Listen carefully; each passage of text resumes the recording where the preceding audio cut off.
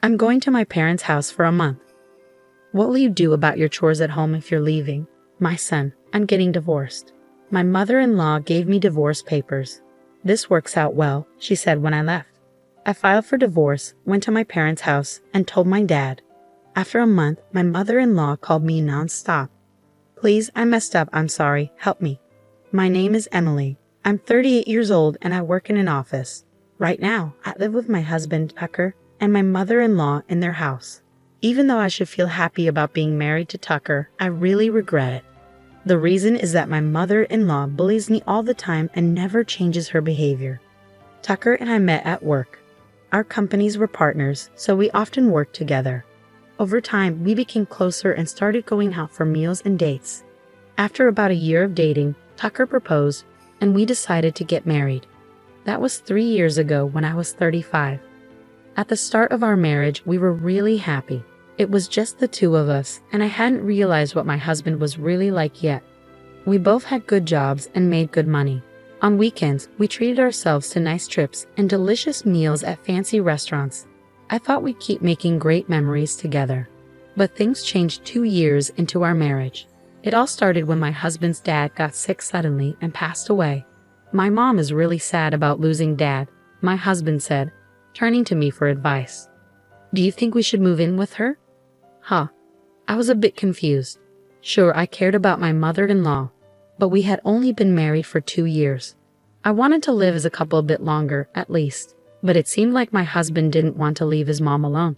I'm her only son, so I feel like I need to take care of her as much as I can, you know? Truth is, I hadn't been very attentive to my own dad before he passed away. Tucker, seeing my husband so sad, I felt the urge to help and support him. But I still regret the decision we made back then. If only I had realized what my husband was really like sooner, maybe things wouldn't have been so tough. Shortly after, my husband and I moved into my in-laws' house. Tucker, it's good of you to be here, my mother-in-law said. Mom, you don't have to worry anymore now that we're here, Tucker replied. Thank you, dear. I'll take care of you both from now on, she said.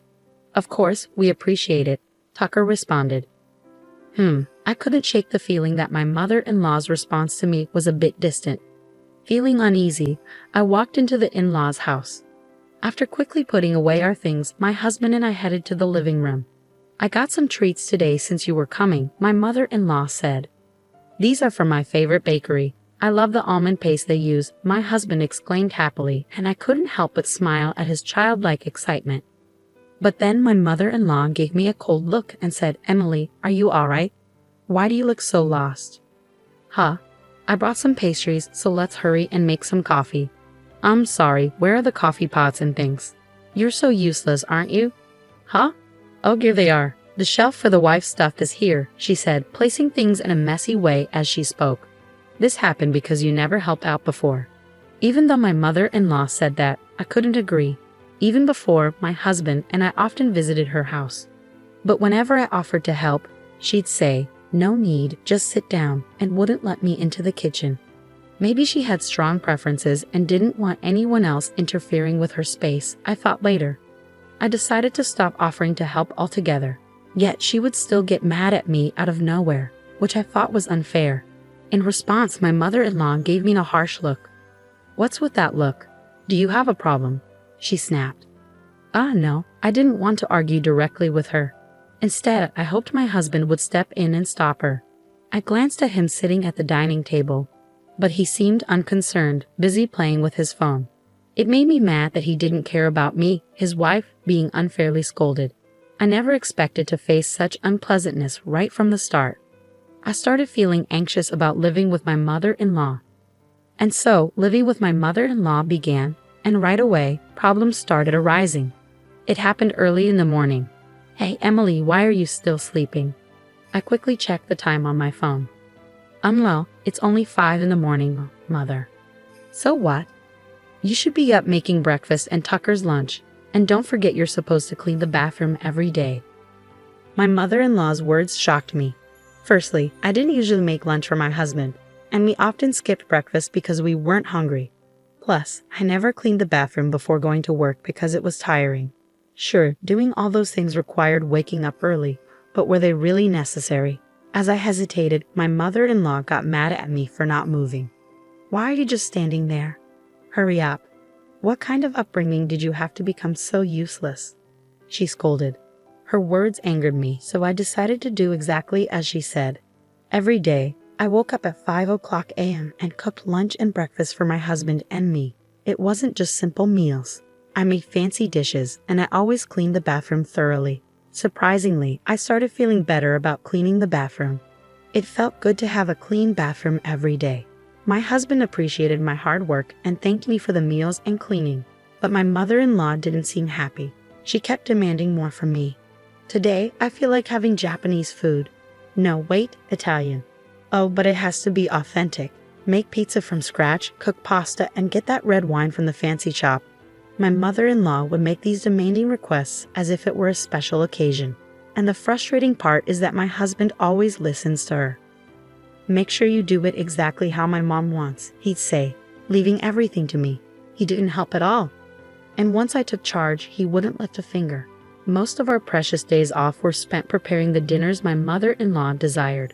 On top of that, she would complain to me about various things. You're a wife. Why are you still working? You should be at home supporting your husband.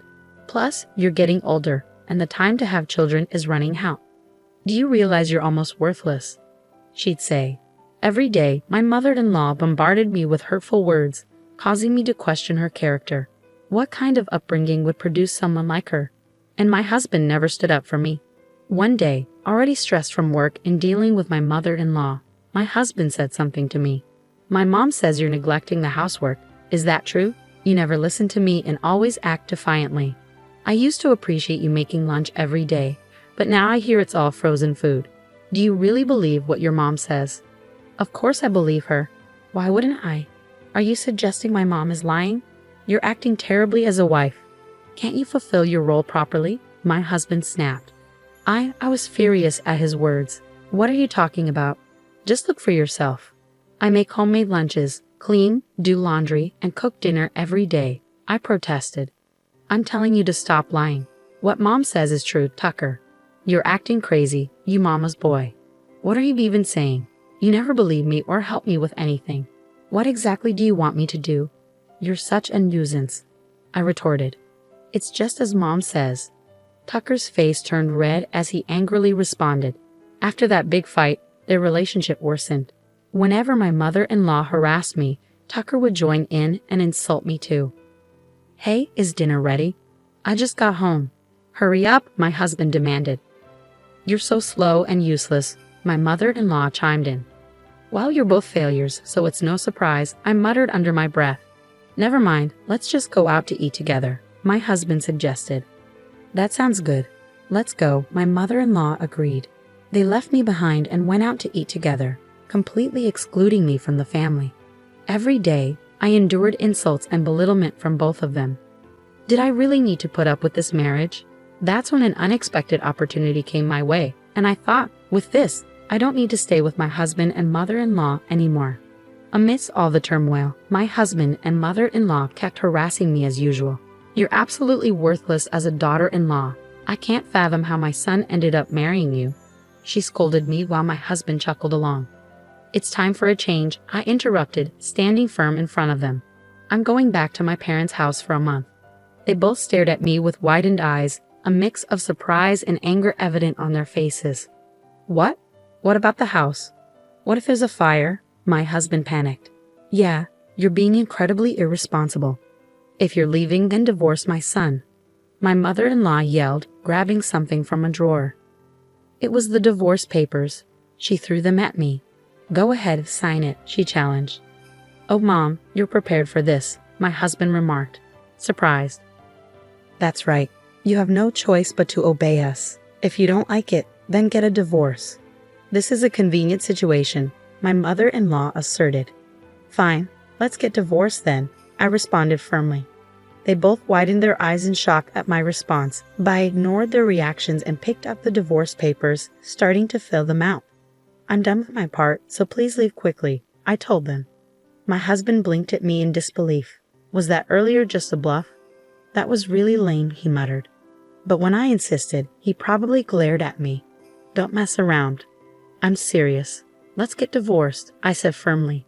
Tucker forcefully snatched the divorce papers from me and filled in his own section. Is this good enough? He asked, slamming the divorce papers on the table. Even if you want to take it back, it's too late. Oh well, this means it's over for you two in my heart. She laughed loudly. I thought it's over for you guys. As soon as I left my in-laws' house, I promptly submitted the divorce papers. I returned to my parents' house and told my father about everything. He was shocked and promised to take necessary actions to address the situation. Then, 1 month later, my mother-in-law bombarded me with phone calls. Hello? You, what do you want? We're complete strangers now. Please don't say that. Tucker and I are in a difficult situation. I responded. Oh really?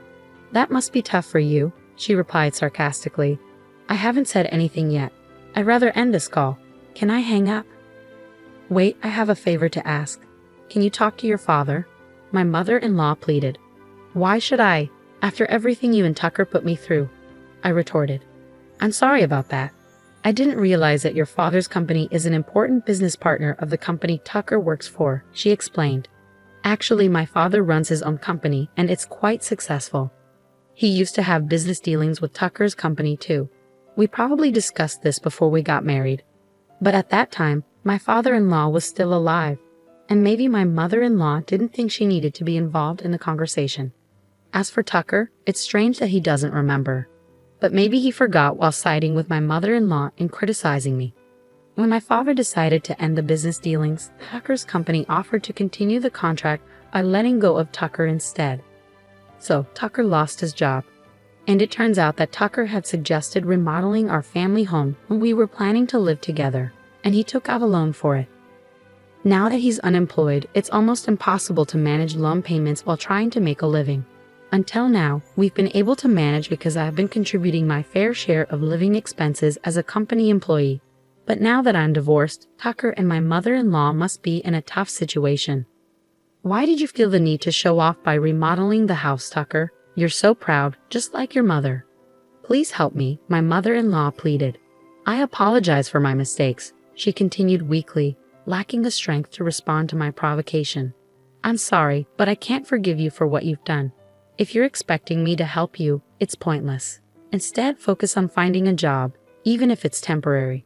As for me, this conversation is a waste of time, so I'm ending it now.